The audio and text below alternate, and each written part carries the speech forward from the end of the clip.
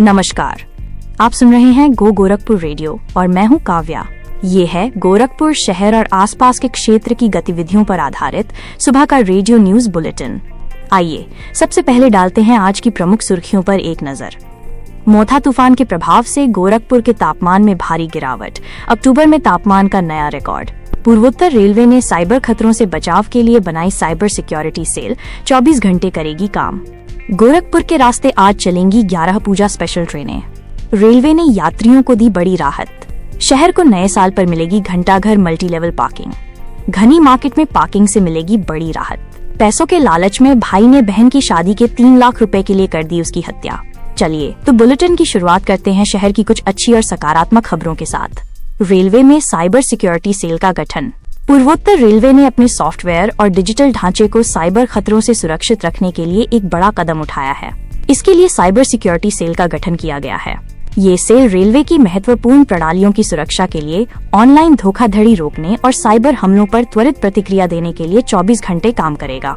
QR code scan से मिलेगी अगले 4 घंटे की ट्रेनों की जानकारी। गोरखपुर जंक्शन पर यात्रियों की सुविधा के लिए एक नई पहल की गई है।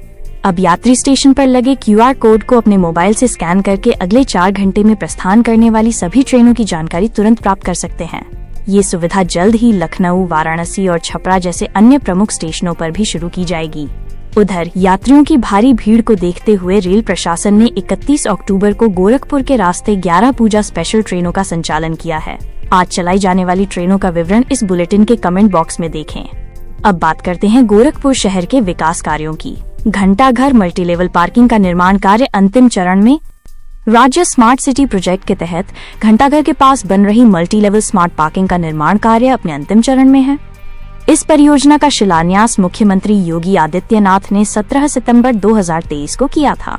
ये 5 मंजिला पार्किंग दिसंबर तक पूरी होने की उम्मीद है और नए साल में इसका लोकार्पण किया जाएगा। इसमें 66 4 पहिया और 293 2 पहिया वाहनों की पार्किंग की सुविधा होगी। साथ ही यहाँ 44 दुकानें भी बनेंगी। और विकास कार्य की बात करें तो स्मार्ट रोड निर्माण में प्रेस क्लब भवन को किया गया संरक्षित। छात्र संघ चौराहे से शास्त्री चौक तक बनने वाली स्मार्ट रोड की योजना में एक सकारात्मक बदलाव किया गया है। प्रेस क्लब भवन को टूटने से बचाने के लिए सड़क की चौड़ाई को 24 मीटर से घटाकर 17-18 मीटर करने का निर्णय लिया गया है।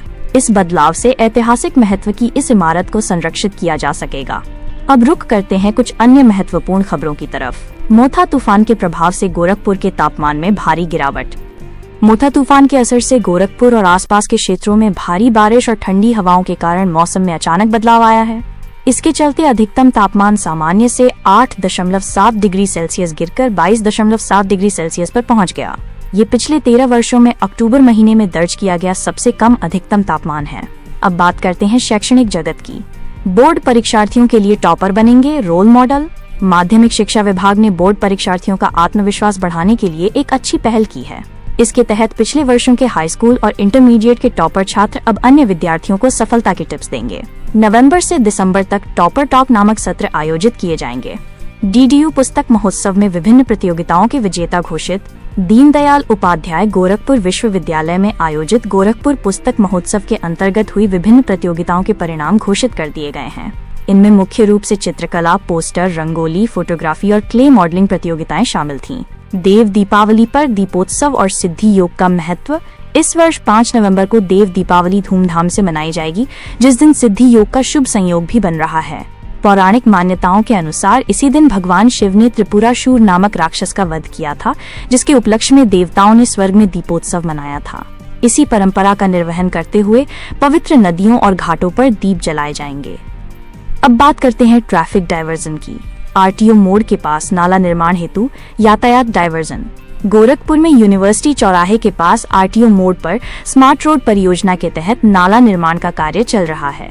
इस कारण यातायात को डाइवर्ट किया गया है। नगर निगम के अधिकारियों के अनुसार ये कार्य 15 दिनों के भीतर पूरा कर लिया जाएगा, जिसके बाद रास्ते को फिर से खोल दिया जाएगा। चलिए अब बात करते हैं बिजली आपूर्ति की। ग्रामीण प्रथम खंड क्षेत्र के 3 विद्युत उपकेंद्रों FCI, खुठन और जगदीशपुर के जर्जर फीडर पैनलों को बदला जाएगा। इनके बदले जाने से क्षेत्र में बिजली आपूर्ति सुचारू हो सकेगी। और अब अंत में बात करते हैं अपराध जगत की कुछ खबरों की। मुआवजे के विवाद में भाई ने की बहन की हत्या। गोरखनाथ क्षेत्र में हुए नीलम निषाद हत्याकांड का पुलिस ने खुलासा कर दिया है। पुलिस के अनुसार मृतका के भाई राम आशीष निषाद ने जमीन के मुआवजे में हिस्से को लेकर हुए विवाद के चलते छठ के दिन अपनी बहन की गला दबाकर हत्या करने का जुर्म कबूल कर लिया है। आरोपी को गिरफ्तार कर जेल भेज दिया गया है। नशेड़ी बेटे ने पिता पर चाकू से किया हमला। बड़हलगंज क्षेत्र के मरवट गांव में एक बेटे ने शराब के नशे में अपने ही पिता कोमल पर चाकू से हमला कर दिया। आरोपी जयप्रकाश को जब उसके पिता ने गाली देने से रोका तो उसने तैश में आकर हमला कर दिया। पुलिस ने आरोपी के खिलाफ मामला दर्ज कर लिया है और उसकी तलाश कर रही है। सड़क हादसों में 2 युवकों की मौत, मामले दर्ज। जिले में 2 अलग-अलग सड़क दुर्घटनाओं में 2 युवकों की जान चली गई। पहली घटना चौरी चौरा थाना क्षेत्र में हुई, जहां ट्रक की टक्कर से घायल हुए दुर्गेश राजभर की इलाज के दौरान मौत हो गई। दूसरी घटना बेली पार में हुई, जहां टेम्पो की टक्कर से घायल सुरेंद्र यादव ने उपचार के दौरान दम तोड़ दिया। 10वीं कक्षा के छात्र ने की आत्महत्या। गुलरिहा थाना क्षेत्र के बझा गांव में एक दुखद घटना में 15 वर्षीय छात्र अभिषेक सिंह उर्फ मोहन ने अपने कमरे में फंदे से लटककर आत्महत्या कर ली। परिजनों के अनुसार वो कुछ दिनों से अपना मोबाइल खराब होने के कारण डिप्रेशन में था। तो ये थी गोरखपुर शहर और आसपास के क्षेत्रों की आज की सभी महत्वपूर्ण खबरें। उम्मीद है ये जानकारी आपके लिए उपयोगी साबित होगी। अब मुझे दीजिए इजाजत। आप बने रहिए गो गोरखपुर रेडियो के साथ और अपनी सुबह को बनाए ताज़ा और शानदार। शुभ दिन।